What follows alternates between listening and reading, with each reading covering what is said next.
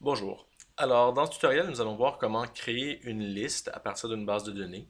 Alors, nous ici, ce qu'on va faire, c'est qu'on veut créer une liste ici pour les plus riches. Alors, vous voyez, si je clique déjà ici, on peut voir qu'il y a deux listes. Alors, la liste avec les gens qui ont le plus d'argent et la liste avec ceux qui ont le plus d'actions. Alors, on va voir comment créer ces listes-là. Donc, je vais aller dans Dreamweaver. Donc, on voit ici, c'est l'aperçu avant que la liste soit générée. On peut voir ici là, qu'il y a du code PHP. On va aller voir ce que c'est, ce qui se trouve dans ce code-là. Donc, tout d'abord, juste pour le HTML, vous voyez ici, j'ai une div que j'ai appelée riche. Donc, c'est à l'intérieur de ça que j'ai le code pour la liste des gens les plus riches. Et j'ai une autre div qui est action. Et là, j'ai le second code. Donc, je vais effacer le PHP qui est ici, puis on va le réécrire ensemble. Voilà, j'efface tout ça. Euh, on va faire un peu d'espace. Donc, ce que j'ai d'ouvert en même temps que je vais travailler, je vous suggère d'utiliser donc la feuille d'aide où vous avez les différentes requêtes. Et nous utilisons pour ça une nouvelle. C'est pas une nouvelle requête, puisque la requête qu'on va utiliser, c'est la requête select all from, donc on est habitué. Par contre, on va modifier, on ajoute ces paramètres-là ici, c'est-à-dire qu'on va lui demander d'ordonner selon une colonne. Et ici, ce qu'on voit, limite 0,5 ou des limite 0,10. Donc, on peut choisir est-ce qu'on veut avoir un ordre ascendant, donc du plus petit au plus grand, ou un ordre descendant du plus grand au plus petit.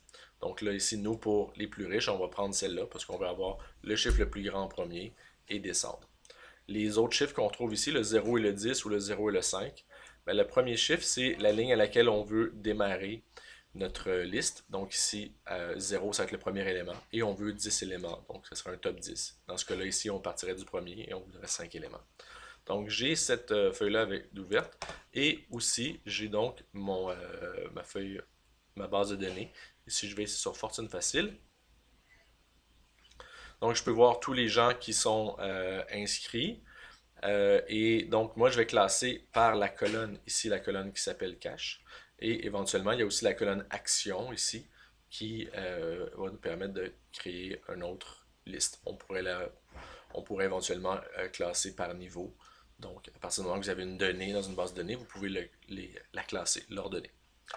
Alors, donc, la première étape, on veut toujours venir se connecter à notre base de données. Donc, BDD égale MySQLi connect. Ici, il me manque un mot. Bon, je vais venir ici faire un petit copier-coller. On va sauver du temps pour cette portion-là qui n'est pas nouvelle. Ici, il va me manquer un paramètre. C'est joli. Entre guillemets. Bon. Ensuite, ma requête. Alors, requête égale. Et là, je vais aller chercher ici cette requête-là, select all.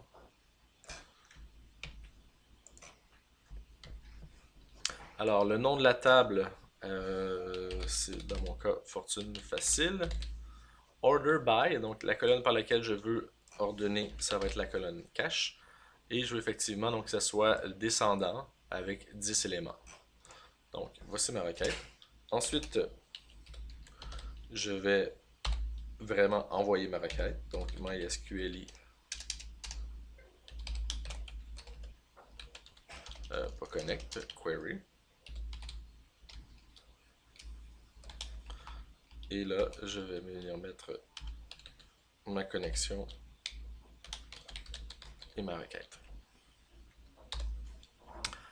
Maintenant, lorsque vous savez, vous vous rappelez, lorsqu'on utilise select all, on utilisait aussi cette ligne de code-là ici, qui nous permettait, avec le fetch associatif, de, de venir transformer de venir stocker nos informations dans un tableau associatif. Alors, je vais copier ça ici. Euh, on s'en vient là. Donc, ici, bon, au lieu de myArray, je vais appeler ça différemment. Comment je l'ai appelé pour l'autre? Bon, j'ai appelé ça données simplement.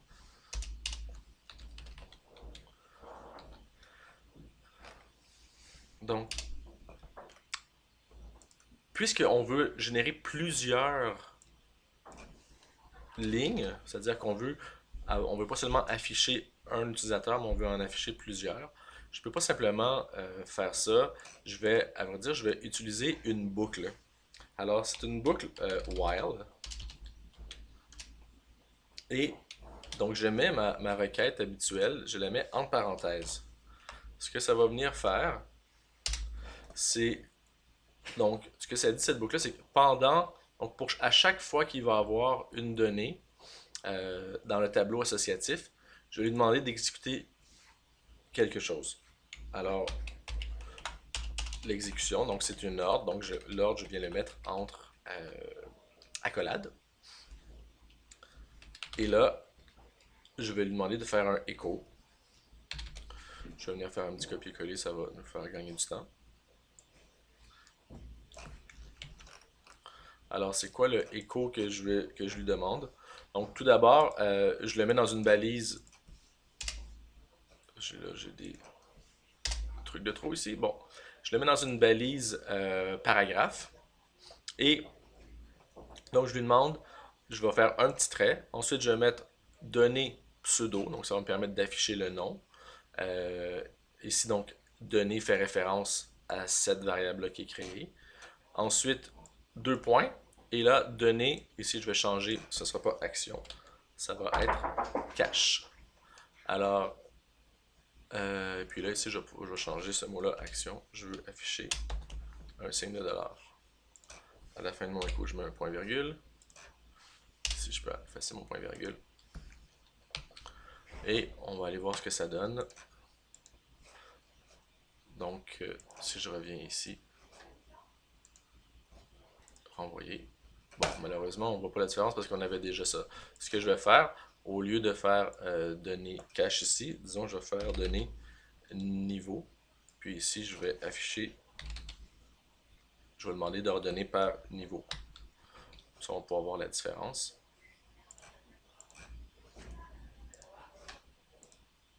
Renvoyer. Alors, vous voyez ici, il y a le chiffre 1 qui s'affiche partout. Donc, le chiffre 1 fait référence ici à ma colonne niveau. On voit que tout le monde est au niveau 1, donc c'est un paramètre que je n'ai pas encore défini dans mon jeu. Et il affiche aussi, en même temps, le signe de dollar, puisque dans mon code ici, après dans mon echo, ben, j'ai mis un petit signe de dollar. Donc, c'est pour ça que on voit apparaître. Je vais le remplacer pour ce que je veux que ça soit.